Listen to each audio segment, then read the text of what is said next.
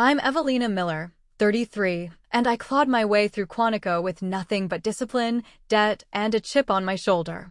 For years, I supported my fiancé while deployed, sent every dollar home, trusted him with everything. But when I came back to an empty apartment and a drained account, I made a decision that changed the course of my life. Ever been betrayed by someone you built your future around? Drop your story in the comments. Trust me, you're not the only one. Before I dive in, let me know where you're watching from. And if you've ever had to take justice into your own hands, hit that like button and subscribe for more real stories about standing tall when others try to knock you down. What happened next? Even I didn't see coming. My name is Evelina Miller, and I've worn a uniform for most of my adult life. Discipline wasn't something I had to learn. It was the air I breathed growing up. My father was Army. So was his father. My older brother, too. Service was how the Miller family defined contribution. There were no family businesses, no generational wealth. Just calloused hands, long deployments, and the idea that doing something hard and thankless could still be honorable. I enlisted right after college. Not because I didn't have other options, I did, but because I felt like I owed something. To the country, to my family, to the kind of stability the military had always represented in my life. ROTC had paid for school, and by the time I graduated, I was ready to trade lecture halls and late-night cram sessions for boots, sand, and structure. I joined the Air Force as a security forces officer. It was demanding, but I loved it. The expectations were clear, the standards high, and there was something deeply satisfying about earning respect in a world that didn't hand it out easily. It was during basic that I met Ryan. He wasn't military, he was working logistics for a defense contractor near the base. We met during a volunteer community cleanup project where our units crossed paths. He offered to help me carry a box of bottled water to my truck and cracked a joke about how I looked like I could bench press him. I didn't laugh, but I smiled. That was rare back then.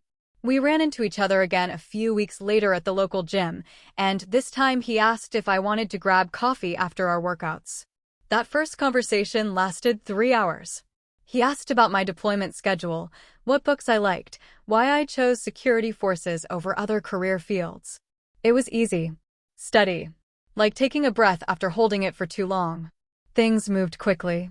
Within 4 months, we were spending most of our free weekends together. He was grounded in a way that drew me in, not flashy or overconfident, just kind and consistent. While most of the guys I dated before Ryan struggled with my job, he leaned into it. Said he admired what I did. Never made me feel like I had to choose between ambition and affection. When I was selected for my first overseas deployment, he didn't flinch. "I'll be here when you get back," he said, holding my hand the night before I flew out. "We're a team." That word stuck with me. Team. Before I left, we made a plan. We'd start saving seriously for a house, maybe something near the base in San Antonio where I was hoping to be stationed next. We opened a joint account. I set up my pay to deposit directly into it. He took care of the rent on our shared apartment, the bills, the paperwork. I left copies of everything with him, bank info, insurance docs, even a draft of my power of attorney in case something happened. It wasn't blind trust. It was calculated.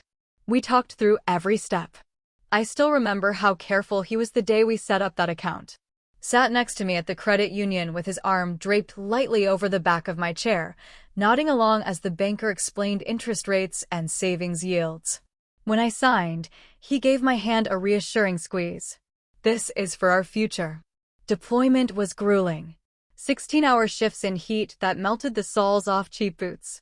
I ran patrols, responded to base intrusions, wrote reports until my fingers cramped.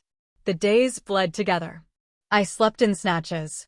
I ate standing up more often than not. But every time I got a letter from Ryan, it felt like the world paused for a second. He wrote about missing me, about looking at houses online, about how he started cooking more and cut back on takeout so we could save faster. I didn't just believe him, I needed to. We'd talk every Sunday if the comms held. He always asked how I was sleeping, whether my unit was treating me well, if my boots were still holding up. I'd give him updates on what I could, mostly the mundane, sanitized details, and he'd fill in the blanks about life back home. He said the apartment felt empty without me, that even our cat seemed depressed. He was careful never to sound whiny or clingy. Just patient. Present. The money kept building. I was meticulous about tracking it on my end, checking the balances every time I could snag secure access. Ryan and I had agreed we wouldn't touch it until we hit a certain number, enough for a down payment, some emergency cushion, and a few months of overlap to transition when I got back. He started sending me links to homes in neighborhoods we talked about. Sent photos of open houses he'd toured, scribbled notes in the margins about layout, traffic, school ratings. It was never pushy, just thoughtful. Sometimes he'd text me snapshots from hardware stores, paint swatches, backsplash tiles. Too modern, he'd write. Or future kitchen vibes? Looking back, I should have realized something was off. Not because he seemed too perfect, but because his life suddenly felt like it revolved entirely around me. Around us. Every letter, every call, every update felt designed to reassure me. And maybe that's what I needed at the time. Maybe that's why I didn't ask more questions. I missed him. Badly. When mail was slow or comms were down, I'd scroll through the old photos he sent, him holding a takeout box in front of the TV, grinning like an idiot. A selfie of him making pancakes in our tiny kitchen. A blurry shot of our cat sleeping with one paw over its face. That's what I fought for. Not some abstract ideal of patriotism or duty. I fought for that life. For that man. For the version of home I'd built in my mind. A place where Ryan was waiting, our savings were safe, and everything I endured out there would be worth it. By the 6th month, I had a countdown on the inside flap of my journal. 64 days. Then 53. Then 28. I started dreaming about the reunion at the gate, the way his face would light up, the relief in his hug, the way it would feel to hand over the uniform for a few days and just be someone's partner again. He asked what I wanted to do when I got back. I said I wanted to sleep for 2 days and then go house hunting. He said, "Deal. I'll even cook." He sent one last letter a few days before I boarded the flight home. Said he had a surprise waiting for me. I smiled at that. Imagine flowers on the table. Maybe a lease agreement he'd already signed. Maybe he'd painted the bedroom. I didn't care. I just wanted home. When I landed, I turned my phone on the second I hit the tarmac. No new texts. That wasn't unusual. Sometimes timing just didn't align. I collected my gear, cleared through customs, boarded the final bus back to base. Still nothing. By the time I walked into our apartment complex, it was just past midnight.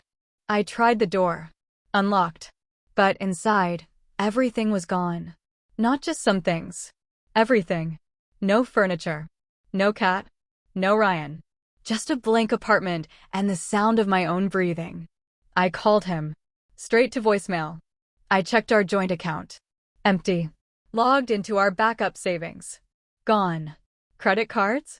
Maxed and closed. It didn't make sense. Not right away. I thought maybe something had happened. Maybe an emergency, maybe theft, maybe he was hurt. Maybe there was a good explanation.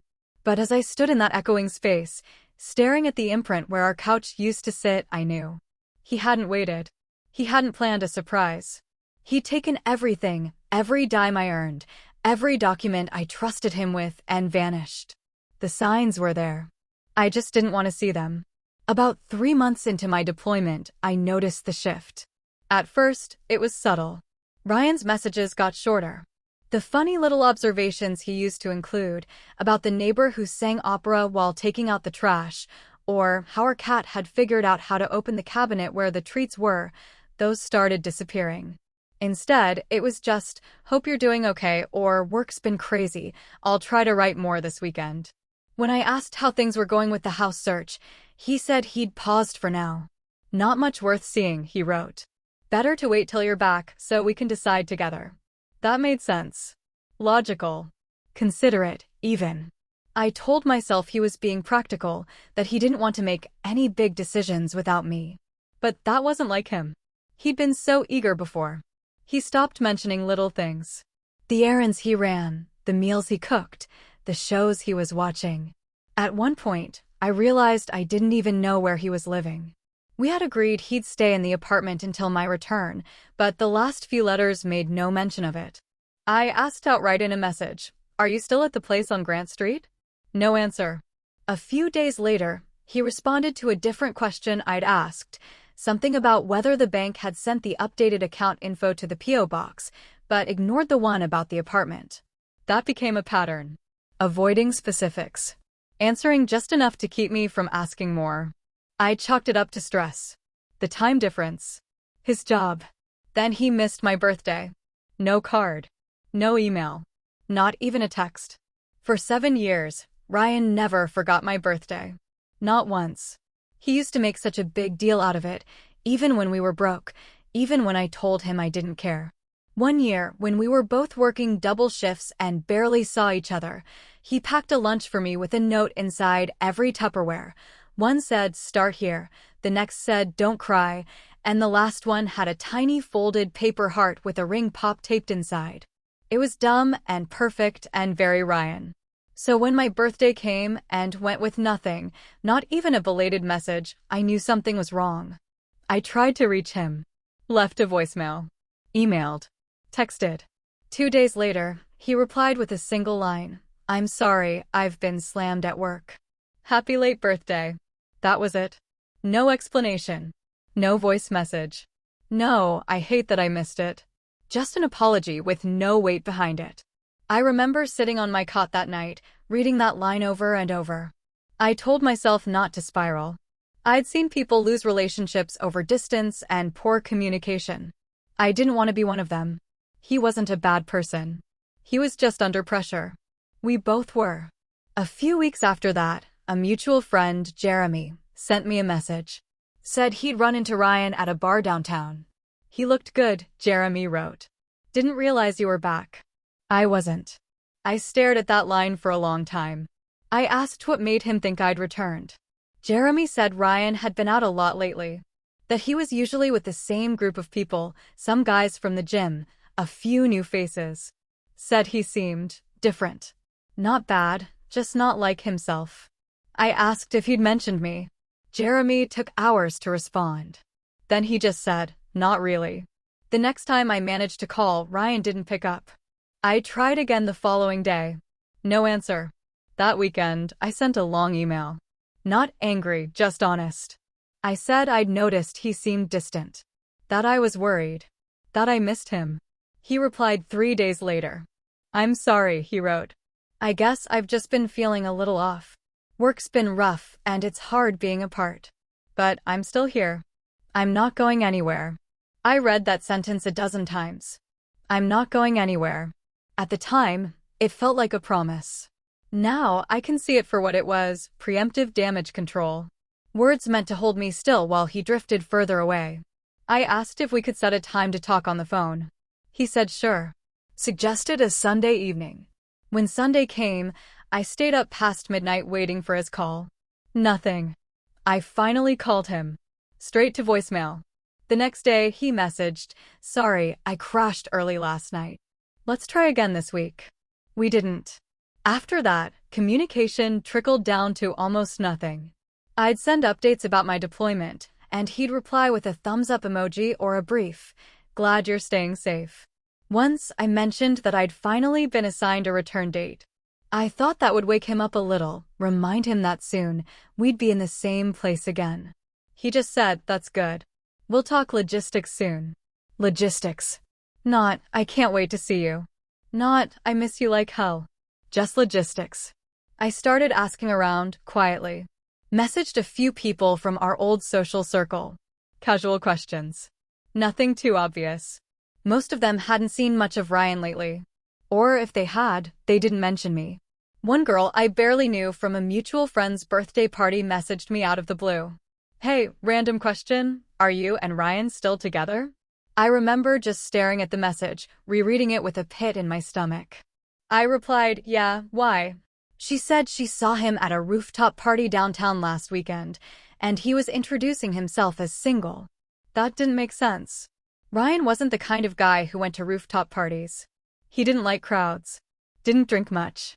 I told myself she must have been mistaken. But then I remembered that bar Jeremy mentioned. The gym buddies. The new group of friends.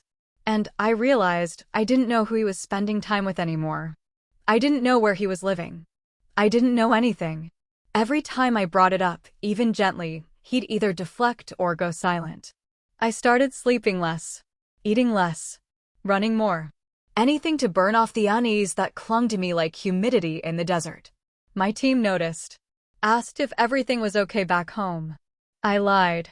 Told them Ryan was just busy. That he'd always been quiet under stress. That was the hardest part, having to pretend. To keep doing my job, leading my team, staying alert, while my personal life unraveled thousands of miles away.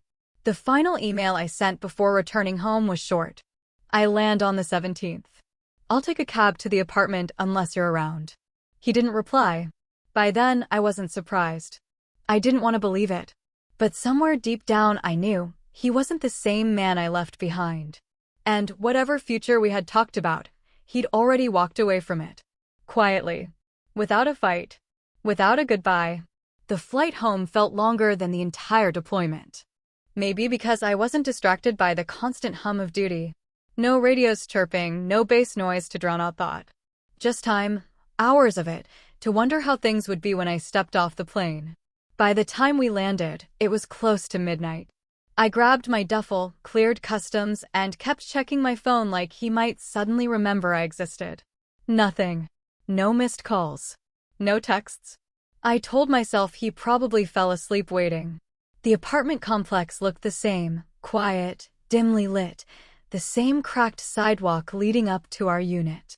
I punched in the door code with muscle memory. The lock clicked. The moment I stepped inside, I knew. No smell. No sounds. No trace of a life shared. The living room was empty. No couch. No bookshelf. No framed photo of us in Sedona. Just dust outlines where the furniture used to be. I dropped my bag at the door and walked from room to room like I was touring a stranger's home. The kitchen had a single fork left in the drawer. The bedroom was stripped to bare carpet. No sheets. No clothes. No note. I stood there for a long time. Not moving. Not thinking. Just standing in the echo of what used to be a life. When I finally pulled my phone out, I called him. Straight to voicemail. I tried again. Same result. I checked our joint bank account. 0. Savings. 0. The line of credit we'd opened together for emergency repairs? Overdrawn. My heart was pounding, but my hands stayed steady. I logged into our shared email, the one we used for apartment bills, planning, anything joint. Password changed. I tried the backup account I rarely used, the one where I kept a small savings buffer just in case. Gone. Closed 3 weeks ago. I sat on the floor of the empty living room and stared at the numbers on the screen. Every single dollar I'd earned during my deployment, months of double shifts, missed holidays, blistered hands, sunburnt skin, sleepless nights, was gone. At first, I didn't even cry. It felt too big, too sharp. Like my brain refused to compute it. When I finally stood up, I pulled my laptop from my duffel. I logged into my credit profile. It didn't even look real. There were 4 new accounts in my name. Personal loans. One for $15,000. Another for $8,000. 2 smaller ones from fast cash lenders. All opened while I was overseas. There were late fees. Missed payments. Defaults. He hadn't just taken what was mine. He'd borrowed what wasn't. I started making calls at 2 a.m. fraud reports. Account disputes. I filed a police report online with the little information I had, his full name, date of birth, social, last known address. I included screenshots. Account numbers. Dates. The officer I spoke to the next morning sounded sympathetic, but not surprised. "I'll be honest," he said. "This kind of thing happens more than you'd think. Especially with service members." I knew what he meant. Trusting someone to take care of things while you're deployed is common. So is coming home to betrayal. They took my statement and opened a case. But they warned me there wasn't much they could do unless I could locate him. I tried. His phone was disconnected. His personal email bounced back. Every one of his social media accounts was deleted or wiped. I called his last known workplace, the the defense contractor near the base. He doesn't work here anymore, the receptionist said. No forwarding info. I tried his mother. She and I had only spoken a few times, but I figured if anyone knew where he was, it'd be her. The number rang 3 times, then went to voicemail. I left a message. She never called back. The silence was somehow worse than a confrontation. There was no yelling. No tearful goodbye. No explanation. Just the cold precision of someone who planned their escape while you were too far away to stop them. I kept thinking about the letters he'd written. The way he described our future. The links to houses. The talk of backsplash tiles and kitchen colors. Every detail had felt real. Tangible. And now I couldn't tell whether he ever meant a single word of it. My command got wind of the situation within the first week of my return. Not by choice, I was flagged for a credit issue during a routine security check. Someone from personnel pulled me into an office, handed me a manila envelope, and said they needed to review my finances. I sat there, trying to explain that the loans weren't mine. That I didn't take out thousands of dollars while deployed. That my credit score tanking wasn't a sign of instability. The woman just nodded, flipping through papers, taking notes. "We'll mark the file," she said. "But I have to be honest, this may delay your clearance renewal." That was when I finally broke. Not at the apartment. Not at the bank. But in a beige office chair under fluorescent lights, being told that someone else's betrayal might cost me the only career I'd ever wanted. I called a friend from training, Lauren. She picked up on the second ring. "You back? I need a place to crash." She didn't ask questions. Just gave me the code to her garage and told me to let myself in. That night, I sat on her couch with a legal pad, writing down everything I could remember. Dates. Account numbers. Emails. Messages. I wasn't thinking about revenge. I was thinking about survival. How to fix my credit. How to report the fraud to every bureau. How to talk to a JAG officer without falling apart. I spent the next 2 weeks filling out paperwork. Fraud affidavits. Identity theft claims. Letters to lenders. Every call started the same way. "I'm calling to dispute charges made in my name without my consent." And every time I said it, I hated how calm I sounded. Like this was just a clerical issue. Not a complete unraveling of trust. I started keeping a file, one of those expanding folders with tabs. Every form. Every report. Every copy of every screenshot. I labeled it with his name. Not out of anger. Out of necessity. I needed to keep it straight. Because Ryan wasn't a person anymore. He was a case. A debt. A shadow I had to keep chasing down. One morning, I received a letter from a collections agency. They were demanding payment for one of the loans, $8,000 plus interest. The envelope had my name on it, my address, and a note inside that read, "Final notice before legal action." I stared at it for a long time before placing it carefully into the folder. It didn't matter how it started. The man I thought I'd marry had stripped my life bare and disappeared. And if no one else was going to hold him accountable, then I would. I didn't tell my sister the whole story when I showed up at her door. Just that the relationship had ended and I needed a place to stay. She didn't ask for details. Just handed me a spare key, pointed toward the guest room, and said the sheets were clean. Ava and I hadn't been especially close growing up. She went the creative route, journalism, photography, while I took the structured path. But in that moment, she didn't need the full picture to understand that something had broken. I was careful. Paid rent in cash. Took short showers. Kept my things folded neatly in a corner of the room. I was living like a guest in someone else's life, waiting for mine to resume. What I didn't say out loud was that it wasn't just a breakup. It wasn't even just financial betrayal. It was a dismantling. One piece at a time. Ryan hadn't just stolen my money, he'd taken my sense of judgment with it. I kept thinking, how did I not see it? Every moment of doubt during deployment suddenly felt sharper in hindsight. I reread old messages, trying to pick apart the silences, the vague answers, the subtle disappearances. It was like watching a movie where the twist ending ruins everything that came before it. My clearance review was still pending, and until they finished their internal evaluation, I was sidelined. No field assignments. No access to sensitive data. I showed up in uniform, did admin work, and waited. My commanding officer called me in one afternoon. He closed the door gently, like he already knew the conversation wouldn't be easy. "We can move you," he said. Different base. Fresh start. Just say the word. I nodded, but didn't answer. He didn't press. Just tapped the desk twice and told me to take whatever time I needed. The idea of moving again didn't appeal to me. I didn't want to pack another duffel bag or transfer files to another station. I didn't want a fresh start. I wanted something irreversible. Something that didn't rely on who I had been with him. That's when I remembered Quantico. I'd considered the bureau once before, right after undergrad. But I'd chosen a different path. Shorter training. More immediate deployment. At the time, I thought action was the best way to prove myself. Now, I needed something more permanent. Something that didn't just get me out of this moment, but kept me out. I filled out the application quietly. Printed out forms at the base, emailed letters of recommendation, dug out my transcripts. There's a part on the application where they ask why you want to be an agent. The first time I read it, I sat in front of my laptop for almost an hour. I could have written something polished. I believe in justice. I want to serve at a higher level. But what I typed instead was honest, because no one should be allowed to disappear after stealing someone else's life. I deleted it before submitting. Wrote something more appropriate. But I kept that first line scribbled in my notebook.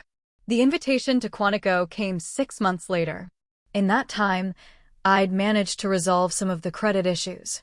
Filed formal identity theft complaints. Closed the joint accounts. Rebuilt what I could. But my score was still low enough to raise eyebrows during background. When they called me in for the polygraph, the examiner asked about financial instability. I told him the truth. My ex-fiancé took out loans in my name while I was deployed overseas. I've been clearing it up ever since. He looked at me for a long time. Didn't ask if I'd press charges. Just nodded, wrote something down, and moved on. Quantico was everything I expected. Long days. Longer nights. The constant demand to prove you belong there. But I didn't mind the pressure. It gave shape to the shapeless rage I'd been carrying. Every morning run, every firearm drill, every dry recitation of statute and protocol, it was all fuel. Every push-up was one more way to burn the shame out of my bloodstream. There was no time to dwell. Between coursework and training rotations, we were pushed to our limits. If you couldn't keep up, you were cut. Most people there had something to prove. Some came from military backgrounds like mine. Others were former prosecutors, forensic analysts, local law enforcement. But all of them carried the same edge, this sense that justice wasn't just a concept. It was personal. I didn't talk about Ryan. Not to my instructors. Not to my classmates.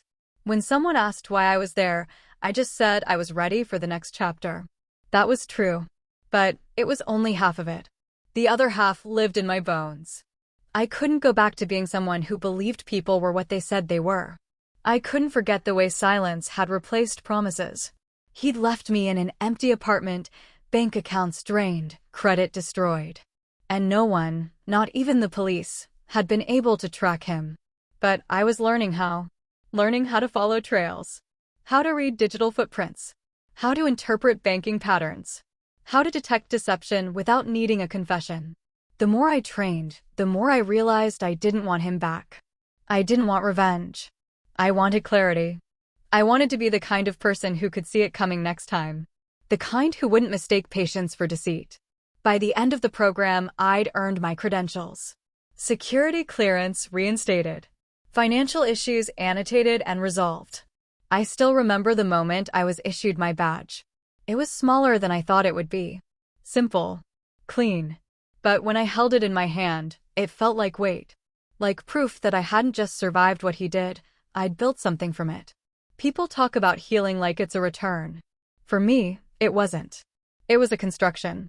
Brick by brick. Push-up by push-up. Page by page of case law.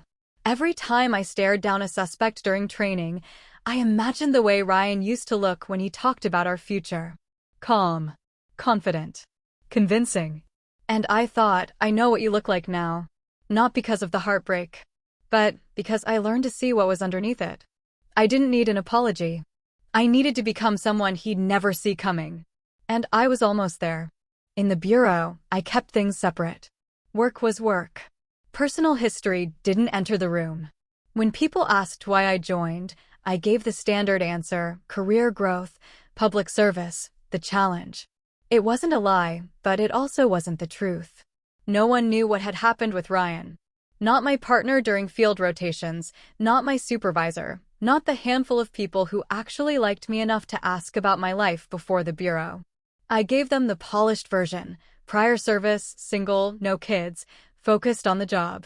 That was enough to keep questions at bay. I didn't need sympathy. I needed leverage.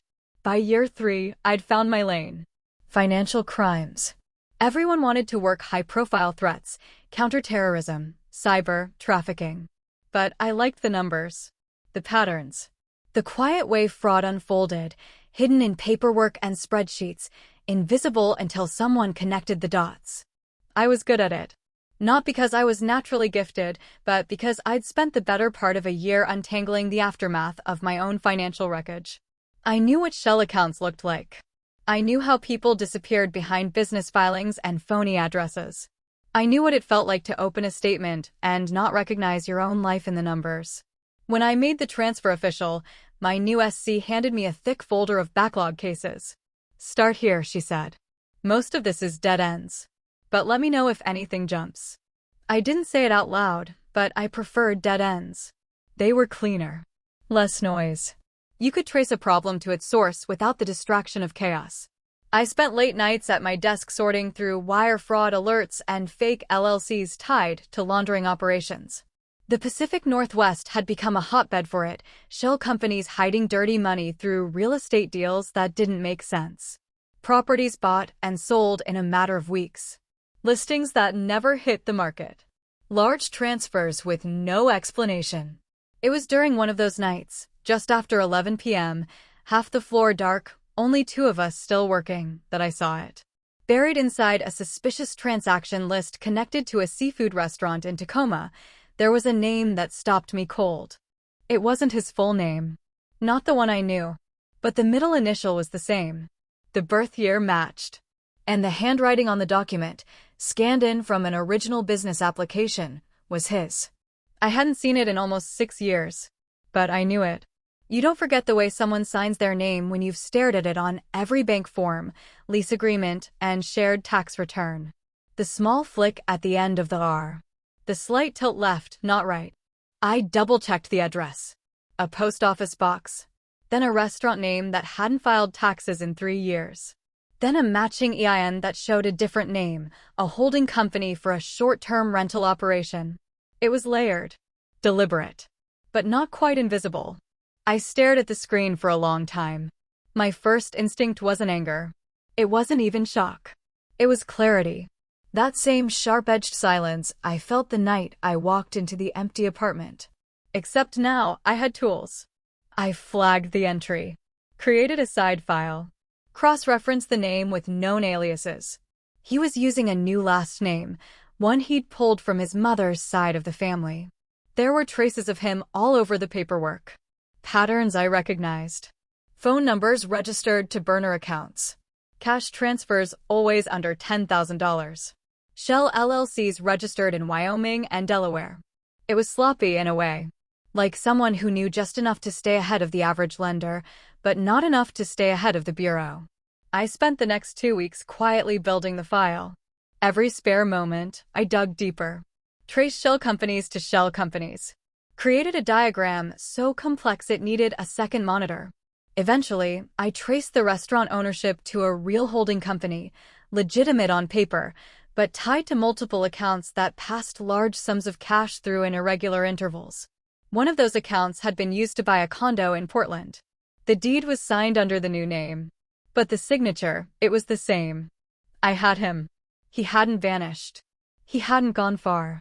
He'd just moved west, changed his name, and rebuilt himself on the same rotten foundation. The restaurant was real. A mid-tier seafood place that did well enough to stay off most radars. I pulled surveillance. He managed it himself, appeared in the footage twice, walking the floor in a pressed button-down, shaking hands with guests. He smiled like nothing had ever happened. I didn't go to my supervisor right away. Not because I was hiding it, but because I needed more. A case. A clean one. One that didn't sound like a personal vendetta. I tied him to 2 counts of wire fraud and 1 count of tax evasion. It wasn't enough for a massive takedown, but it was enough to put him in cuffs. When I finally briefed my SC, I kept my voice even. Focused on the numbers. The irregularities. The connections. She nodded along. Then she asked, "How'd you get onto this?" I looked her in the eye. "Something about the paperwork caught my attention," I said. She didn't press. Just handed me the green light. We scheduled the arrest for a Thursday night, just before closing, when the restaurant would be quiet and the staff would be winding down. We had backup. 2 agents stationed outside. 1 inside with me. I didn't need a weapon. Just my badge. When he walked toward the back room, I stepped into his path. He didn't recognize me at first. 6 years is a long time. But then he stopped. His face drained of color. "Evelina," he said. I didn't smile. "Going somewhere?" He looked past me like he was weighing his odds. But he knew. He didn't run. I pulled the cuffs from my belt. "You're under arrest for wire fraud and tax evasion." The staff watched in silence. No one said a word. He didn't ask how I found him. Because he knew. I didn't say anything else. I didn't need to. The silence said enough. He had disappeared. But I had never stopped watching. I didn't move right away. That first night, after spotting his name buried in the restaurant filings, I sat alone in my apartment staring at the case notes I'd started assembling. I could have called it in then. I could have passed the file to someone else, let another agent handle the rest. But that would have meant letting go before the full picture was clear. Before I understood who he had become, and what exactly he'd built out of the life he stole. So I waited. I watched. And I kept building. Over the next several months, I added new layers to the case file almost daily. Business registrations, fake employee rosters, personal transactions disguised as vendor payments. He was clever about it, just enough legitimate activity to keep the books clean enough for banks, just enough obfuscation to keep taxes low. But he was also arrogant. Sloppy. And that made him visible to anyone who knew how to read the shadows. He lived well. Not extravagantly, but comfortably. The restaurant turned enough profit to fund a high-rise condo overlooking the river, a late-model BMW, custom-tailored suits. I traced travel expenses to a resort in Vancouver, a private wine club in Napa, tickets to an out-of-state golf tournament. All charged to accounts hidden under shell names I matched to the fake LLCs I'd already flagged. He wasn't alone anymore, either. A woman showed up in the surveillance footage, brunette, early 30s, always dressed like she was on her way to a launch party. She showed up in reservation logs and credit card charges, always connected to the same transaction patterns. A dinner here. A boutique hotel stay there. I watched them walk through lobbies and parking garages together, arms brushing, her laughing at something he'd said. He held the door open. Tipped valets in cash. Walked like a man who thought the past had disappeared just because he had. There were days I felt something sharp rise in my chest. Not jealousy. Not even anger. Just disbelief. That someone could destroy everything you'd built, vanish without explanation, and then re-emerge like none of it had happened. But I didn't let it guide me. Instead, I focused on the work. We coordinated with the IRS Criminal Division. Shared data with regional banking investigators. There were offshore accounts we suspected he had access to, but we couldn't yet tie them to his name. We needed more. So I kept watching. One night, I reviewed a flagged transaction trail from a payment processing company tied to 2 of his delivery partners. A small charge, just under $500, stood out. It had been routed through an IP address in my home state. Not Oregon. Not Washington. But Texas. I ran it against an old record in my personal folder. The same IP had shown up on one of the devices we'd used together back when I was deployed. That night, he logged in to check a utility bill, probably forgot it was connected to anything else. It was a mistake only someone too confident would make. The next morning, I presented the updated report to my task force lead. He scanned it carefully, then looked up. "You've got him." We had what we needed for a federal warrant, bank fraud, tax evasion, identity theft, and enough supporting evidence to request a full asset freeze. That night, I went home and sat on the edge of my bed for a long time, staring at the copy of the arrest plan on my desk. There was a line near the bottom where I'd written in my request, Agent Miller to assist in primary field contact. It wasn't about revenge. I wasn't planning some grand scene. I just needed to see it through. The Bureau moves precisely. Everything is coordinated. When the arrest was greenlit, we had every angle covered, exits, floor plans, vehicle tracking, staffing schedules.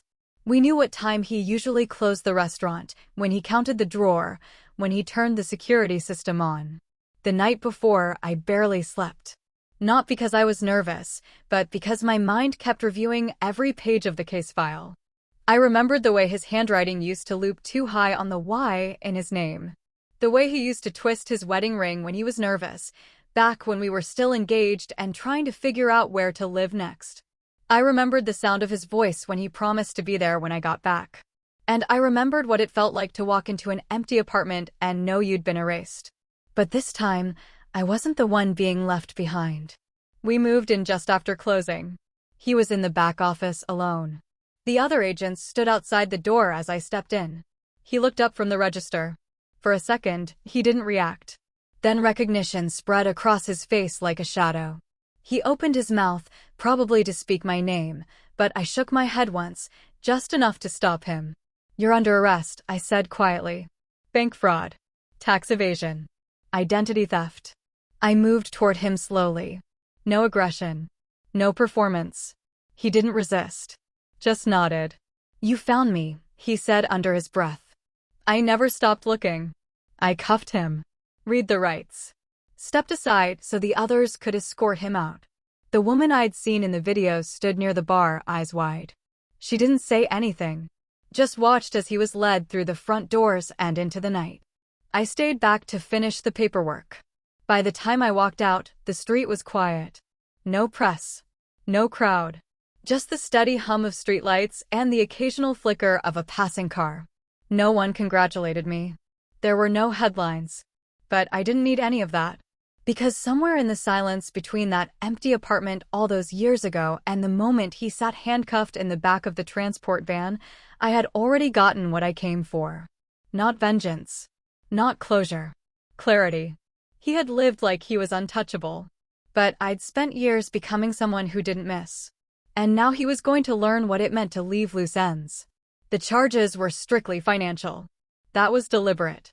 When we brought him in and filed, we stuck to what we could prove beyond a shadow of doubt: wire fraud, tax evasion, misuse of federal lending programs. The emotional wreckage he left behind wasn't relevant on paper. And I didn't try to make it fit. I didn't need the Bureau to validate what he'd done to me. I needed to know that I could hold my ground and still walk away clean. He tried to speak when I cuffed him. I didn't let him. Going somewhere was all I said. Not because I wanted to sting him, but because that line was all I owed. The last time we'd spoken, really spoken, I was on a satellite call in a desert halfway around the world, trying to make small talk while ignoring the gut feeling that something had already shifted. He ended that call with, "I'll be here when you get back." And then he wasn't. I never asked him why. Not after the arrest. Not during processing. Not even when he was eventually indicted and brought before a judge. I watched the proceedings from the back of the courtroom, dressed in plain clothes, badge tucked out of sight. The prosecutor laid everything out with surgical precision: timeline, transactions, filings. The defense tried to soften it. Said he'd made mistakes under pressure. Said the debt had spiraled. That he hadn't meant to cause real harm. I didn't flinch. Because I knew better. He hadn't acted out of panic. He'd acted out of calculation. He could have left the money. Could have left a note. Could have admitted anything. Instead, he chose erasure. So no, I didn't need his apology. What I needed, what I spent the years rebuilding, was my own trust. Not in other people. That would come later, if at all. But in myself. In my judgment. In my ability to detect the difference between love and convenience. Between a partner and a liability. That didn't happen all at once.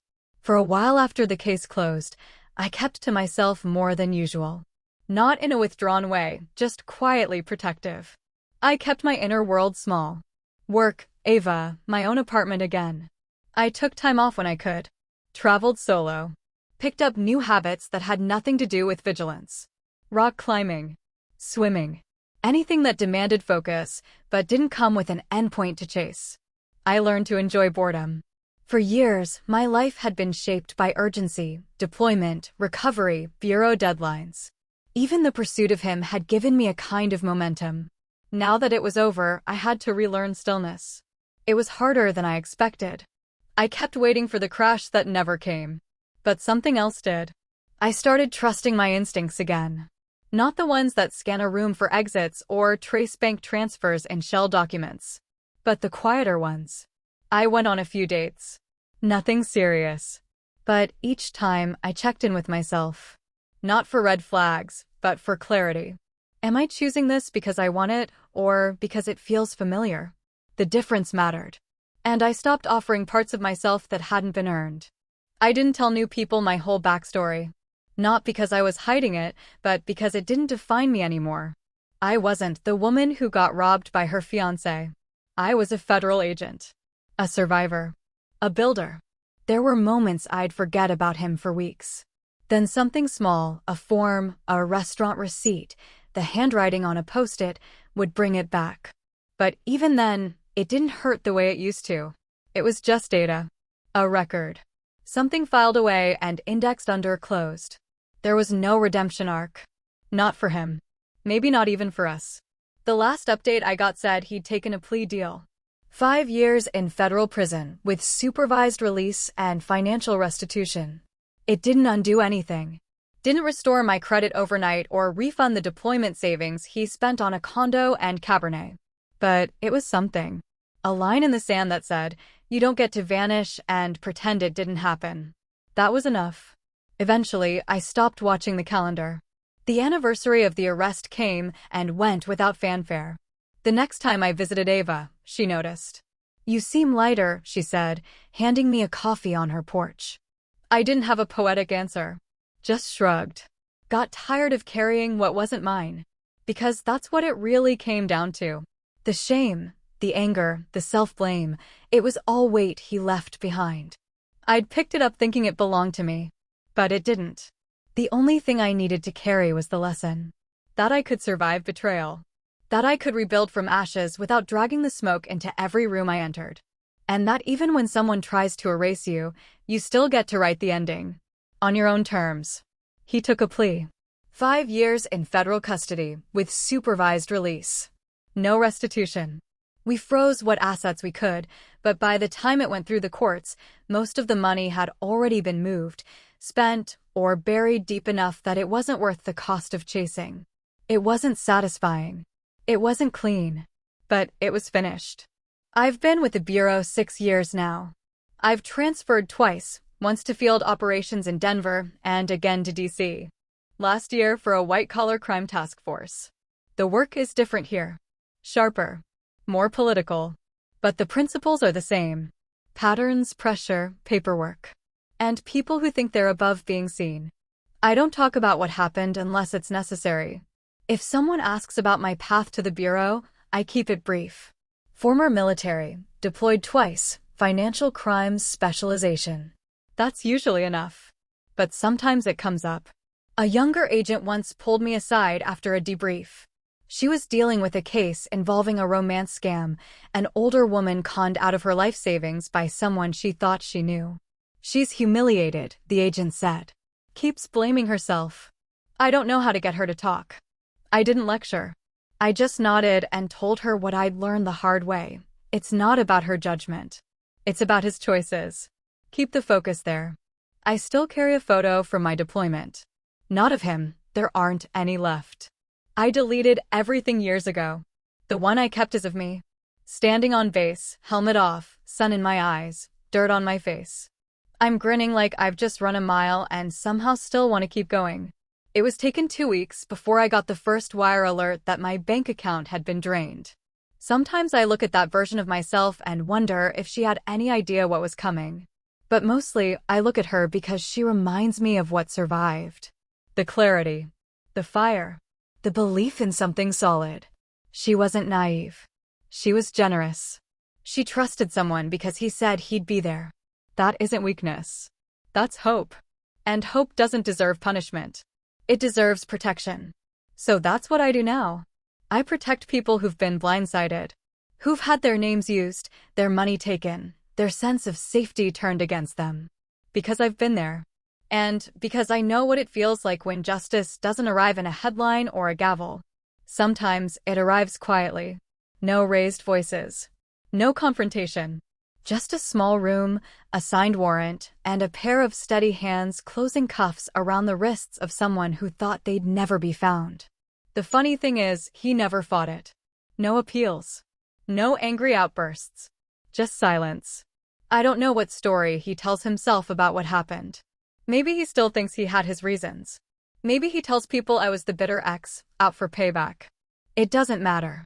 The truth is in the paperwork. And the legacy he left isn't a story worth preserving. But mine is. Because I didn't let it stop me. I didn't spend the rest of my life asking why, or wishing it had been different. I built something better in the space he cleared out. He made room. I filled it. There's something quiet about real closure. Not the dramatic kind you see in movies, just a quiet acceptance that some chapters don't need to be rewritten. They just need to be finished. And mine is. I don't wonder where he is. I don't follow his case. He'll serve his time, then go wherever people like him go when they've burned too many bridges. But I stayed. I stayed and I thrived. I bought a place of my own last year. Small, efficient, no shared accounts. I still keep my passwords written down on paper, tucked into a locked drawer. Not because I'm scared. Just because I respect the lessons. There's power in knowing you survived something designed to dismantle you. There's peace in not needing revenge to feel like you won. And there's clarity in knowing the real justice wasn't just the cuffs or the conviction, it was becoming someone he'd never be able to touch again. That's the part one never say out loud. But I carry it with me every day. Quiet. Steady. Like a badge. Thanks for watching. Have you ever had someone steal from you, not just money but trust? Would you have made the arrest yourself if you had the chance? Or walked away and let someone else handle it? Let me know in the comments. I want to hear how you would have handled it. And if this story hit close to home, don't forget to like, subscribe, and share it with someone who's still waiting for their closure.